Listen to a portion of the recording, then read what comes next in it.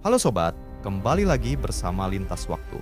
Setelah kita membahas season 1 pada film ini, kali ini kita akan bahas kelanjutan season 2 dari cerita Peaky Blinders. Perlu diingat, video ini adalah full spoiler. Diharapkan bagi Anda semua untuk menonton film aslinya. Oke, tidak perlu berlama lagi, siapkan cemilan kalian, matikan lampunya sambil rebahan, dan nikmati alur ceritanya.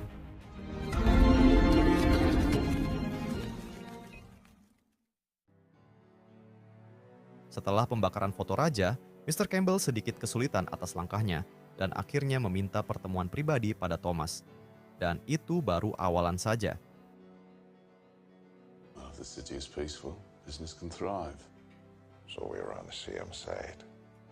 I think perhaps we could be. Di dalam percakapan, keduanya seolah dalam pihak yang sama. Kemudian, Mr. Campbell menyerahkan penemuan dokumen milik komunis terkenal yang mereka cari. Freddie Thorne saat penggeledahan, serta tertera nama adiknya Thomas, yaitu Ada, yang saat ini sedang mengandung dan dipastikan mereka memiliki hubungan seranjang. Tetapi, Thomas sudah tahu betul ucapan ini hanyalah manipulasi terhadapnya. Dengan cerdasnya, Thomas meneruskan umpan pembahasan Mr. Campbell. Ia menjadikan Freddie Thorne sebagai bentuk isi pertemuan ini dan bernegosiasi agar Mr. Campbell tak lagi mengganggu bisnis dan wilayah Thomas. Awalnya Inspektur Campbell terlihat tidak menanggapi penawaran dan tuntutan Thomas. Namun, sesaat Thomas menakuti langkah Mr. Campbell untuk tidak menemukan pencarian terbesarnya, akhirnya Mr. Campbell kalah dalam negosiasi ini dan ia menyepakati semua tuntutan Thomas. Thomas lebih tahu, pembahasan ini bukanlah tentang Freddie Thorne, tetapi lebih membuat umpan dari hal besar yang sebenarnya mereka cari. Malam itu hujan deras. Thomas dikejutkan suara Curly yang meneriakinya dari luar rumah. Curly memberi isyarat, seolah ada sesuatu yang terjadi. Curly menyampaikan sesuatu yang ia ketahui. Dengan wajah ketakutan, Curly mengatakan, terdapat kutukan pada kuda putih ini yang sengaja dipasang oleh keluarga Lee untuk menjatuhkan Thomas. Dengan berat hati, akhirnya Thomas menembak mati kuda putih itu.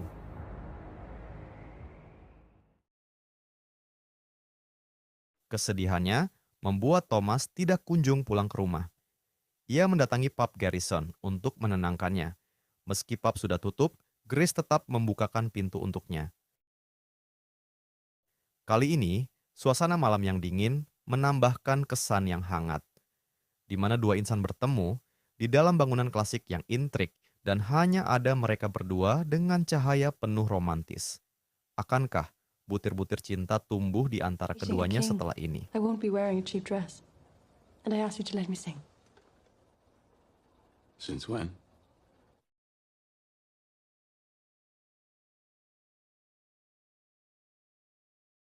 Satu bulan kemudian, terlihat Ada dan Bibi Polly bergegas menuju stasiun. Mereka akan pergi keluar kota untuk menggugurkan kandungan Ada, tetapi secara kebetulan, Freddie yang selama ini menghilang, tiba-tiba muncul di depannya. Alih-alih mereka akan pergi jauh, Freddie justru melamarnya untuk menikahi Ada. Setelah mereka bersenang hati, Bibi Polly dan Ada tetap akan pergi dari sini. Tetapi Freddie menolaknya. Ia tetap akan tinggal di sini, meski Thomas akan sangat marah. Di Garrison, semua orang sedang bernyanyi dan para Peaky Blinders sedang berkumpul. Sepertinya Thomas sudah mengizinkan mereka bernyanyi setiap pekan. Tiba-tiba di tengah suasana yang riang, mereka kedatangan tamu tak diundang. No.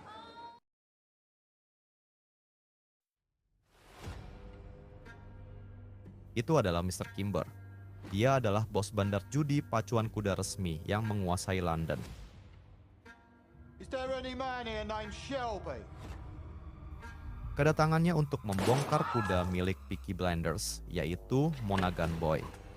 Teridentifikasi kecurangan, memenangkan pertandingan 2 kali, dan saat semua orang mulai bertaruh untuk kudanya pada pertandingan yang ketiga, Monaghan Boy ternyata mendadak kalah. But then you fucked me over. So now you have Tapi Thomas mengalihkan dugaan itu kepada keluarga Lee. Karena Romas tahu Billy Kimber sudah sejak lama berseteru dengan keluarga Lee. Akhirnya Thomas menawarkan kerjasama atas kekalahan yang menguras Billy Kimber oleh keluarga Lee.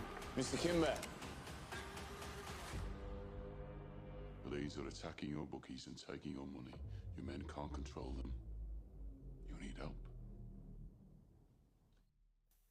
Pada dasarnya, Thomas terobsesi oleh Mr. Kimber yang membangun bisnisnya dari nol secara legal. Nobody works with me. Dan saat sikap Billy Kimber merendahkan Peaky Blinders, Thomas tetap tenang, tidak terpancing emosi. Thank you, Mr. Kimber. be at Cheltenham. Akhirnya Billy Kimber mengundangnya untuk datang ke Cheltenham. So you picked a fight with the Lees on purpose? Yourself a decent haircut, man. We're going to the races.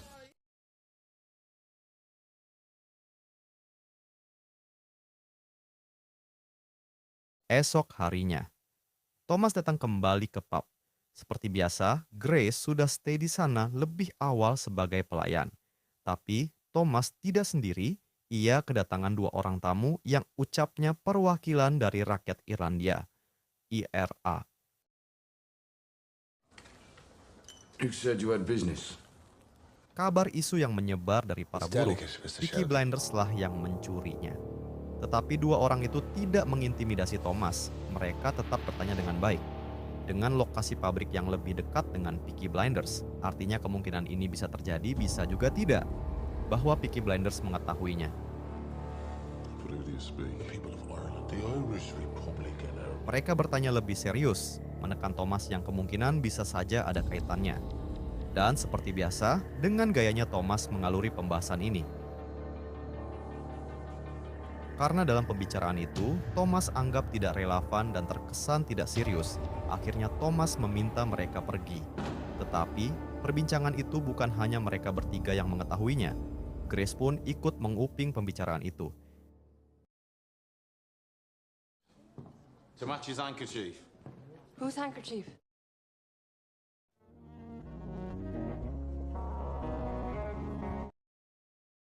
Di tempat lain, Freddy dan Ada diam-diam akan menjalankan pernikahan di gereja. Hari ini mereka sangat bahagia.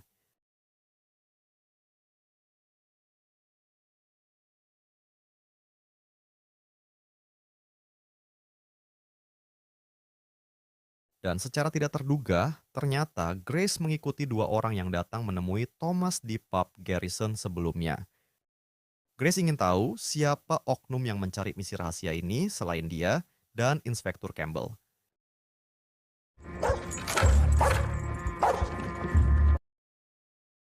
Tetapi, pemantauannya diketahui orang itu.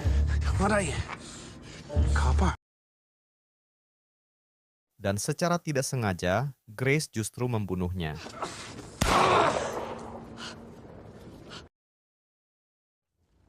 £200, Freddie. Setelah selesai menikah, Freddy dan Ada kembali ke rumah. Di sana sudah ada Bibi Paul yang menunggu. Bibi Polly memberikan uang sejumlah 200 pound untuk biaya hidup mereka berdua keluar dari kota ini, tetapi Freddy membantahnya. Ia merasa akan bisa menghadapi Thomas. Tetapi Bibi Paul menegaskannya, takkan bisa. Belakangan ini Bibi Paul saja sudah kewalahan dengan 2 kali lipat nyali dari Freddy.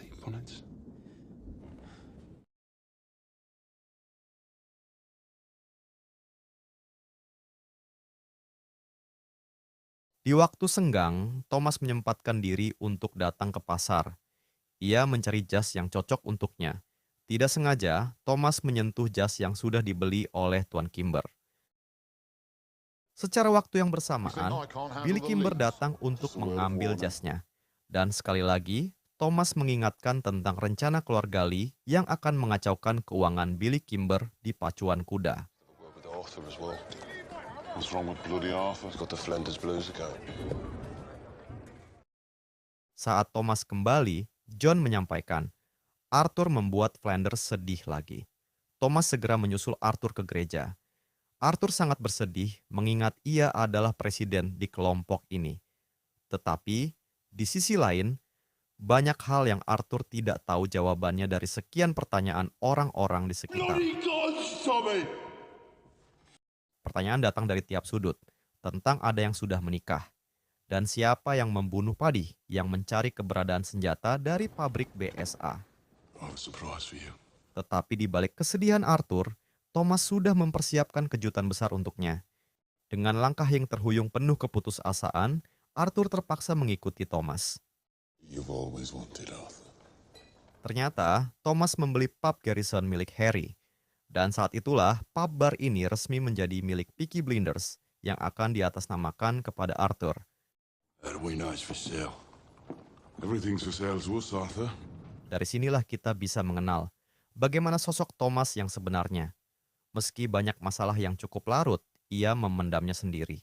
Dan segala bisnis bergerak olehnya. Tetapi, itu ia peruntukkan untuk keluarganya, bukan dirinya sendiri.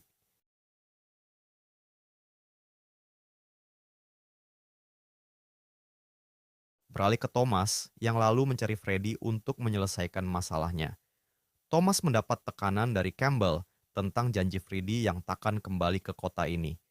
Namun, kenyataannya, banyak aksi buruh mogok kerja karena ulahnya merangkul buruh pabrik untuk berunjuk rasa. Dan Inspektur Campbell berserta jajarannya meragukan kekuasaan Thomas di wilayah ini. That's not gonna work, Tommy. Di tengah pertemuannya, Thomas terus bersikap santai, meski kepalanya terdapat pistol yang ditodongkan oleh Freddy. Dan saat itu pula, Freddy menyerahkan kembali segepok uang dari Polly dan bertanya tentang keberadaan senjata-senjata yang saat ini dicari oleh banyak pihak. Busted. Because she's a Shelby. You thought it'd mean you'd be somebody. Tapi secepat itu, Thomas membalikan keadaan. Thomas hanya tertuju pada masalah Ada, mengira Freddy menjadikannya umpan untuk urusannya sendiri. Sesaat Freddy mulai melemah, lalu ia menjelaskan bahwa tentang Ada, mereka memang benar-benar saling mencintai sejak usia muda. No other word.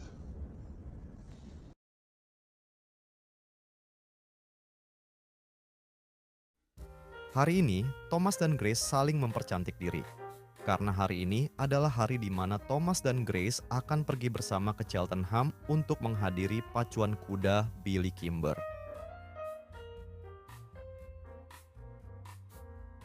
Sayangnya, mobil Thomas sedang tidak premium, tetapi semoga saja tetap bisa digunakan. Is it just the two of us going to the races? Di lokasi berbeda, keluarga Peaky Blinders yang lain pun ternyata akan ikut memeriahkannya. Seperti apa rencana Thomas selanjutnya? Di bagian ini, kita akan melihat seperti apa reaksi konyol mereka sebelum berulah. Johnny, what's our mission, boy? To the Lee family, Arthur! Setibanya di Cheltenham, Grace diharuskan berpura menjadi Lady Sarah yang tersesat kehilangan joki kudanya. Lady Sarah, Connemara, you dance with me. Suasana yang romantis ini membuat keduanya lebih dekat untuk saling mengenal, sekaligus mengalihkan perhatian Billy Kimber. Roberts, the Peaky Blinders are here. Told you, Mr. Kimber. He's got some balls, that one. And she's got some.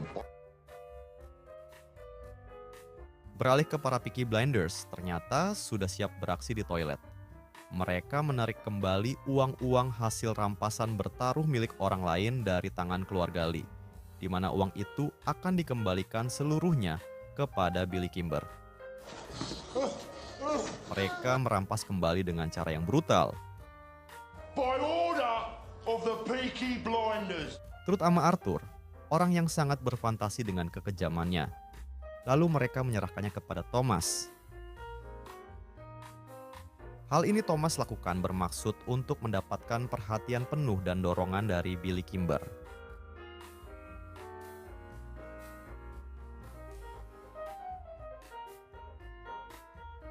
Dengan spontan, uang itu dikembalikan di tengah keramaian. Dan Thomas membocorkan bahwa pelindung Billy Kimber mengkhianatinya, anak buahnya menerima suap dari keluarga Lee untuk menguras uangnya. Your own protection is failing, Mr. Kimber. Your boys are taking cuts. Selain itu, Thomas mengusungkan posisi keamanan agar diserahkan ke Peaky Blinders, serta menyarankan bisnis, meminta 5% dari setiap penghasilan Billy Kimber, dan meminta izin legal Billy Kimber dari 3 tempat arena balapan untuk Peaky Blinders. Hanya saja pada posisi yang sama, Thomas diberatkan dengan ketertarikannya Billy Kimber terhadap Grace. How many men can you put in the field at one time? 2 guards for every booking. At every meeting? Hingga akhirnya, Kimber menambahkan syarat kecil masuk pada bagian perjanjiannya dengan Thomas. Billy Kimber ingin Grace berkencan dengannya. I think I'm a whore. Dengan berat hati, Thomas terpaksa harus memerintahkan Grace untuk mengikuti konsep perjanjian ini. Tetapi dengan satu langkah, Thomas meminta bertukar pasangan untuk dijadikan antisipasinya, andai kata Grace dalam bahaya. Akhirnya, Grace pun sudah berada di rumah megah kediaman Billy Kimber bersamanya, dan Thomas menunggunya di luar bersama wanitanya. Kita kembali ke Birmingham. Terlihat ada Dan Freddy yang sedang berlayar dengan perahu kanal. Di tempat lain, Thomas menanyakan keberadaan Freddy kepada anak buahnya. Sejak pagi tadi Jeremiah melihatnya, tetapi ia kehilangan jejak. Saat kembali ke rumah, Bibi Polly menyampaikan kabar pada Thomas. Hari ini John meminta seluruh keluarga menemuinya di Garrison untuk rapat keluarga. Ada hal penting yang ingin John bicarakan. Akhirnya, mereka semua meninggalkan rumah. Tersisa ada 1 orang yang berjaga di rumah. Saat rumah dalam keadaan sepi, tanpa terduga, beberapa orang mencoba masuk. Ternyata, orang-orang itu adalah para keluarga Lee. Mereka akan mengambil kembali uang yang dirampas Peaky Blinders di Cheltenham sebelumnya. Tak tanggung, mereka mengambil semua uang yang ada di rumah Peaky Blinders tanpa sisa. Sesampainya di Garrison, mereka dikejutkan oleh penyampaian John yang akan menikah lagi. Diketahui, John adalah seorang duda yang ditinggal mati istrinya, Martha. Namun, sesaat situasi menjadi lelucon saat John mengatakan ingin menikahi Lizzie Stark, seorang wanita malam yang semua orang tahu tentangnya. It's Lizzie Stark. And I'm sure she provides a fine service for the customers. Everybody bloody knows. Everybody can go. Sontak saja, semua saudara John tertawa. Ini adalah rapat yang menghibur. Right, I want it known. If anyone and blow the word back down into their hearts. Men and their cocks never. John menegaskan bahwa Lizzie Stark sudah berubah. Dan John meminta restu kepada Thomas. Dengan bijak, Thomas mendengarkan adiknya berbicara. Now listen, now Tommy, I won't do it without your blessing. Dan tiba-tiba, kabar perampokan terdengar dari seorang bocah. Listen, Tommy, welcome her to the family. Tommy, we've been done over. What? Tempat itu hancur berantakan. Semua uang yang dihasilkan tak tersisa diambilnya, termasuk 4 berangkas penyimpan uang. I love these. Wire cutters?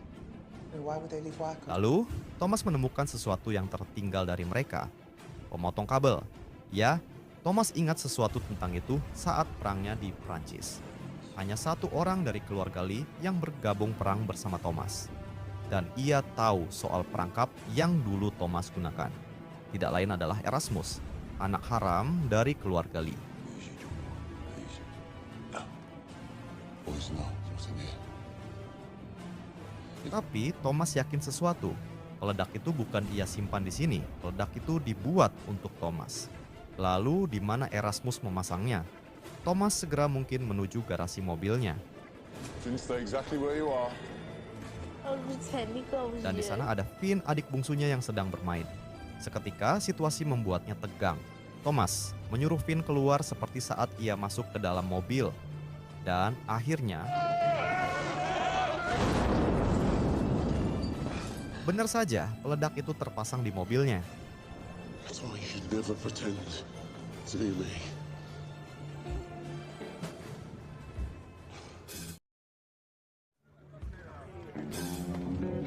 Dengan sangat berani, Thomas langsung pergi mendatangi markas kediaman keluarga Lee sendirian.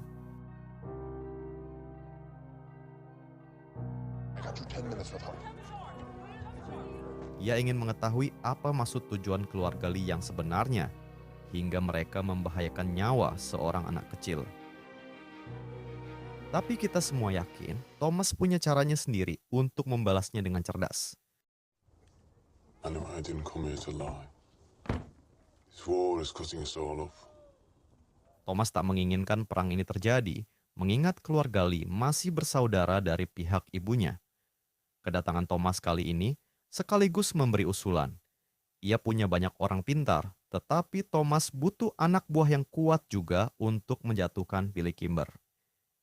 Dari kesimpulan ini, kita bisa melihat cara Thomas yang memanfaatkan dukungan dari pihak lawan dan menjatuhkan semuanya secara perlahan di tengah lingkaran.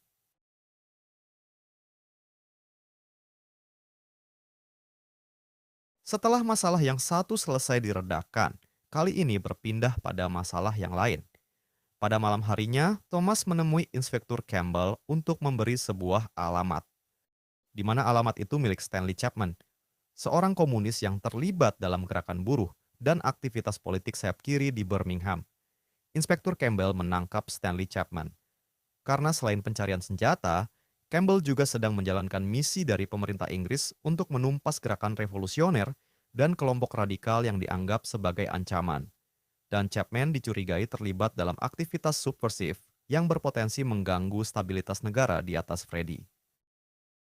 Dan Thomas meminta perjanjian baru untuk melepaskan Freddy. Dan Campbell setuju. Hanya saja, jika terbukti Thomas berbohong atas langkah Chapman, lalu Inspektur Campbell dipecat. Ia berjanji akan membongkar segalanya, serta menangkap Ada serta bayinya untuk menggantikan Freddy.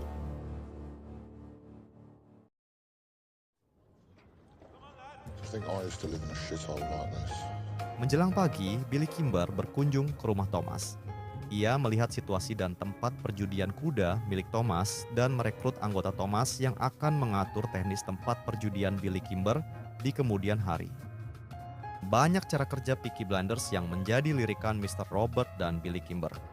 Di tempat kumuh seperti ini, mereka bisa berbisnis dengan normal. Dan karena kerjasama Peaky Blinders yang mengatur keamanan dan strategi perjudian milik Billy Kimber dengan sempurna, tanpa adanya kekalahan sedikit pun, akhirnya Kimber memberi surat izin legal untuk meresmikan tempat perjudian milik Peaky Blinders. Dan hari ini adalah hari di mana Thomas berhasil meresmikan bisnisnya melalui dukungan Billy Kimber, hingga Thomas bisa memegang kendali atas bisnis bandar judi pacuan kudanya secara nyaman. Legal racetrack pitch. Momen itu membuat seluruh keluarga Peaky Blinders bersorak senang. Momen kebahagiaan itu membuat satu persatu keluarga Peaky Blinders memiliki kontrol aman di setiap aktivitasnya.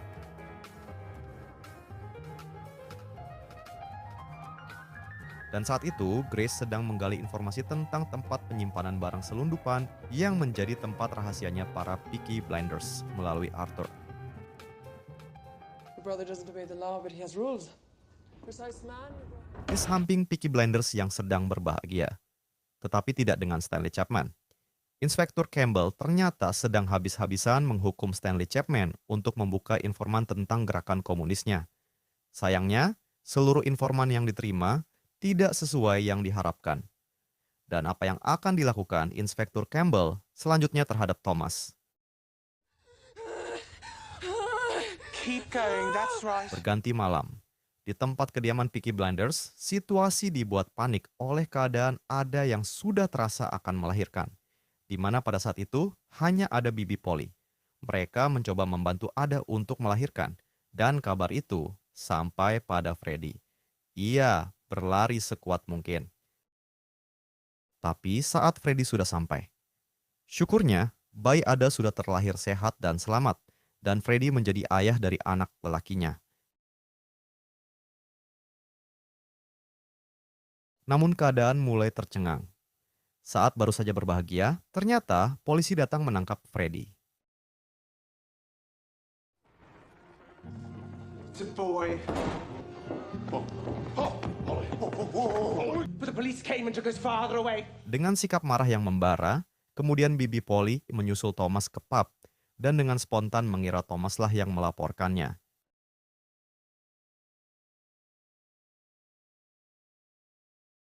Saat keesokan harinya, Thomas yang saat itu sedang bersama Grace menandakan sesuatu pada buku harian Peaky Blinders, di mana artinya, hari Peaky Blinders akan menghabisi Billy Kimber berserta para anak buahnya. Persoalan ini hanya diketahui mereka berdua. Everyone in my family hates me. Rice. Taking £5 from petty cash. Setelah beberapa saat Thomas keluar dari pub, kemudian Arthur datang. Arthur meminta uang khas Garrison untuk ia pakai. Namun Grace menjawab soal pengeluaran setiap minggu yang dikirim melalui kantor pos kepada Daniel Owen di London membuat Grace tak mengerti. Kemudian Arthur menjawab bahwa itu adalah kiriman pembekalan untuk Danny Wisbang di Camden Town selama ia mencari informasi bisnis untuk Peaky Blinders. Dugaan Grace yang mengira Danny sudah meninggal akibat tertembak, ternyata itu hanya sandiwara untuk mengecohkan orang Italia yang menuntut kematian Danny sebelumnya. Lalu yang ada pada makam Danny sebenarnya lah yang membuat rasa dugaan dan kecurigaan Grace kian memuncak. Bahwa senjata-senjata itu kemungkinan disimpan di makam itu. Dan benar saja, Grace segera bertemu dengan Inspektur Campbell di pemakaman Watery Lane untuk menyampaikan hal ini. Selain itu, hari ini Grace akan mengungkapkan pengunduran dirinya dari kedinasan. Sebagai lelaki sejati, Grace meminta Campbell tidak mencelakai Thomas setelah menemukan senjatanya. Pada saat itulah, Campbell merasa bingung. Mengapa Grace kali ini sangat melindungi monster itu? Benarkah Grace mulai jatuh cinta pada Thomas? Dan akankah ia menjadi sekutu Peaky Blinders setelah pengunduran dirinya dari kepolisian?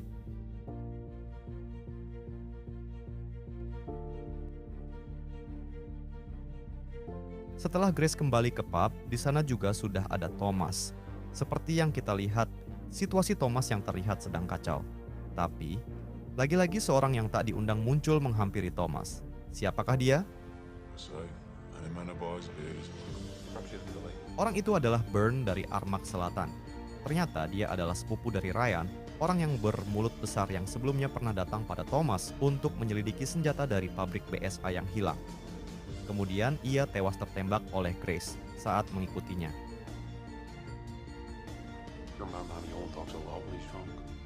Kedatangannya tidak lain untuk melanjutkan diskusi antara Thomas dan Ryan sebelum tewas.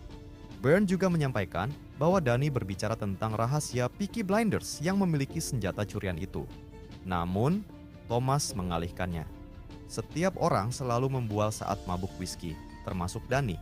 Tak ingin berlama lagi, akhirnya ancaman keluar dari mulut Byrne jika Thomas tak menyerahkan senjatanya. Awalnya, Thomas tak mengakuinya, tapi setelah Byrne mengancamnya, pandangan amarahnya berkobar di benak Thomas. Akhirnya, Thomas mengakuinya dengan harga yang pantas. Tapi di balik itu, sebuah rencana akan terjadi. Dan Byrne akan kembali di malam hari bersama anggota IRA yang sebelumnya datang bersama Ryan untuk bertransaksi.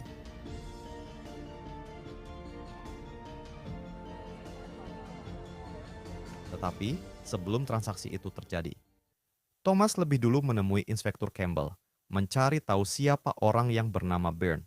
Diketahui, ternyata Byrne adalah komandan brigade IRA Armagh Selatan. Thomas menyusun siasat meminta bantuan Campbell untuk penangkapannya, andai kata senjata itu sudah berada di tangannya, dan mengedarkan berita ini di Irlandia tanpa melibatkan Thomas di balik pencurian senjata itu. Tanpa ragu, dengan umpan yang besar, menyambut gelar di kepolisian, Campbell menyetujuinya.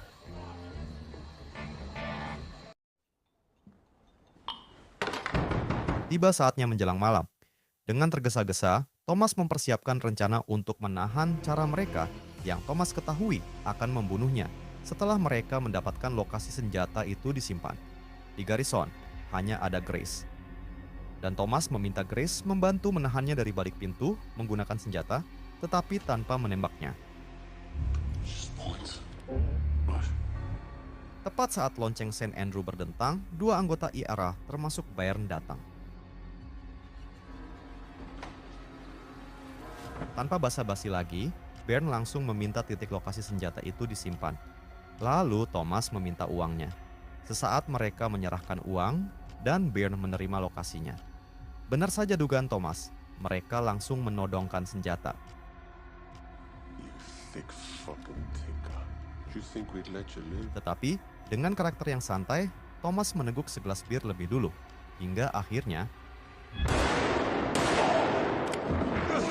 di luar rencana, Grace justru menembak mati salah satu dari IRA. Lalu baku hantam terjadi antara Thomas dan Byrne. Di balik rencana yang Thomas buat, tidak satu pun yang berhasil. Thomas tidak menginginkan peperangan terjadi karena peristiwa ini, dan polisi datang terlambat setelah semuanya berakhir tragis.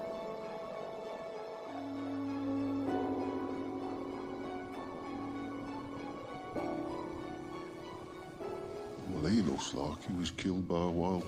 Dengan sedikit kekecewaan dan demi keamanan Grace, akhirnya Thomas mengantarkan Grace untuk pulang. Dan film pun selesai.